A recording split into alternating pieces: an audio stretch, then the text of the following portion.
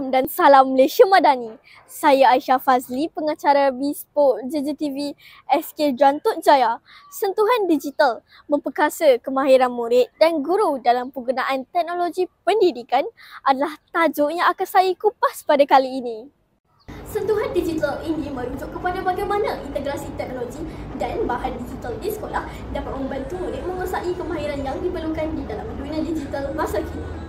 Bahan digital dan teknologi bukan sahaja memperkaya pengalaman pembelajaran tetapi juga membantu murid mengakses dan menggunakan aplikasi yang mengintegrasikan Artificial Intelligence AI. Sebagai contoh, mari kita lihat bagaimana sentuhan digital di sekolah SK Jantuk Jaya diintegrasikan kepada pelajar bagi membolehkan pelajar untuk berinteraksi secara langsung dengan AI, seterusnya membolehkan pelbagai perkara yang mula tampak mustahil tapi boleh dijayakan oleh guru dan murid di sekolah SK Jantuk Jaya. Bidang robotik yang dulunya sukar diakses bagi sekolah-sekolah luar bandar telah mula relevan dengan kemajuan digital ini.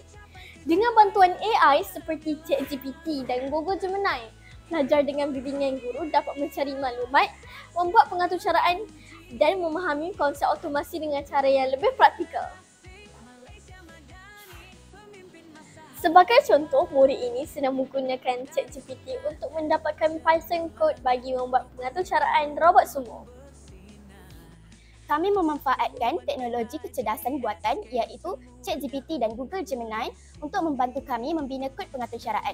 Hasil suntikan digital ini, ahli kelab robotik SK Jantuk Jaya yang dikenali sebagai JJ Maker telah memasuki pelbagai pertandingan robotik di peringkat kebangsaan dan antarabangsa.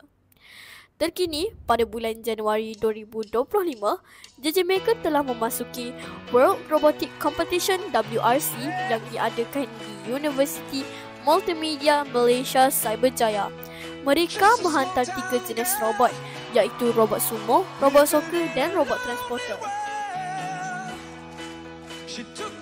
Selain daripada robotik, sentuhan digital melalui aplikasi Canva for Education juga memudahkan pengajaran dan pembelajaran secara visual dan kreatif.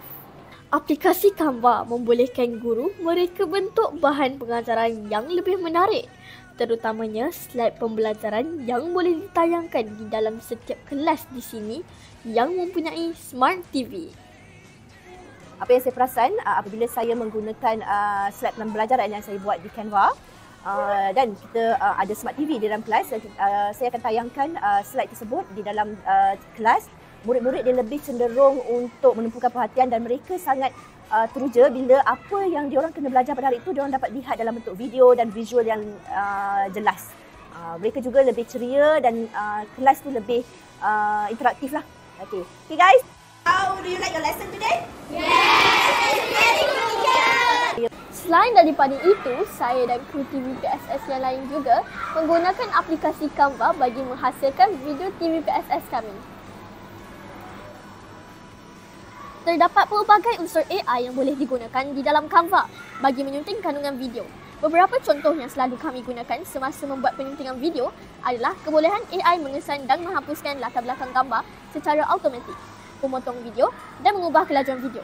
Canva dengan integrasi kecerdasan buatan AI telah menjadikannya aplikasi digital yang memudahkan proses penyuntingan dan membantu kami menghasilkan video dengan cara yang lebih kreatif dan profesional. Selain daripada aplikasi Canva, aplikasi digital Rakmaya juga membantu murid-murid bagi menambah bacaan nilam mereka. Rakmaya ini membolehkan pelajar mengakses buku-buku, artikel dan bahan pembelajaran lain hanya dengan menggunakan peranti yang disambungkan ke internet. Bahan digital bukan hanya alat tetapi juga ejen perubah dalam pendidikan. Janganlah biarkan potensi bahan digital ini terbiar begitu sahaja. Marilah bersama-sama memanfaatkan teknologi ini untuk melahirkan generasi yang ceria digital dan berdaya saing. Sekian dahulu kupasan saya mengenai sentuhan digital memperkasa kemahiran murid dan guru dalam penggunaan teknologi pendidikan. Sampai berjumpa di episod yang akan datang. Dari saya, Aisyah Fazli, melaporkan untuk Bespoke JJTV.